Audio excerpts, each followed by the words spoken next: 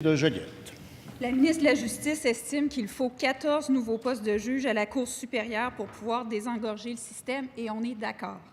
Or, la ministre fédérale tarde non seulement à combler les postes vacants, mais hier, son porte-parole a même déclaré que les 8 postes supplémentaires n'existent tout simplement pas.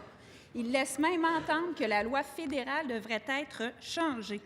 C'est un euphémisme de dire que ce n'est pas demain la veille que les besoins de juges à la Cour supérieure vont être comblés au Québec. Pendant ce temps, à chaque semaine, de nouveaux accusés de crimes graves, y compris de meurtres, sont libérés.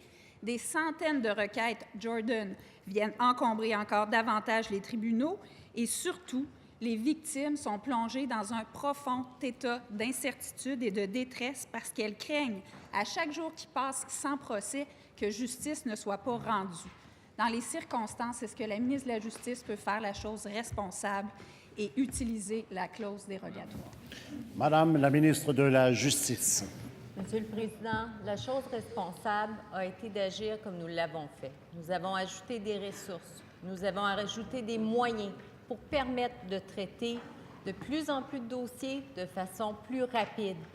Je suis également intervenue devant la Cour suprême, Monsieur le Président, dans l'affaire Cody, qui sera entendue le 21 avril, afin de déterminer de façon plus précise les paramètres et l'application de l'arrêt Jordan pour éviter que des décisions contradictoires ne soient rendues par nos instances.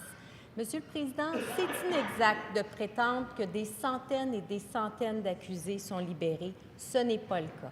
Ma collègue exagère et je ne veux pas limiter et minimiser l'impact de l'affaire Jordan, mais les gestes posés par notre gouvernement sont les bons gestes, sont des gestes responsables.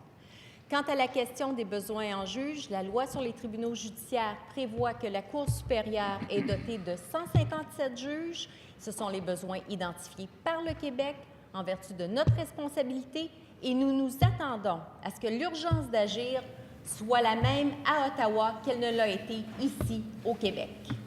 Première complémentaire, Madame la députée de Joliette. Il y a bel et bien des centaines, Monsieur le Président.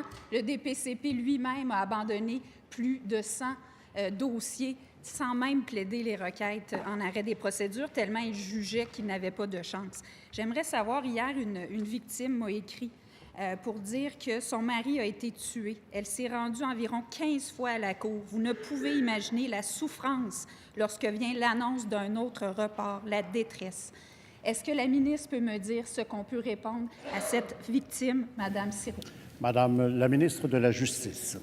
Monsieur le Président, nous avons la plus grande préoccupation pour les justiciables et pour les victimes d'actes criminels.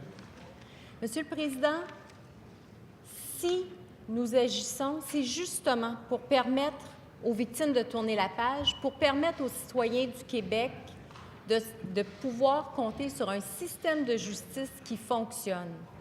Quant à l'aide qui est accordée aux victimes, Monsieur le Président, elle est présente. Notre collègue, le ministre des Finances, a également bonifié le programme destiné aux victimes d'actes criminels de 54 millions, Monsieur le Président. Alors, non seulement nous agissons pour désencombrer le système de justice à travers des investissements, à travers des... Deuxième complémentaire, Madame la députée de Joliette.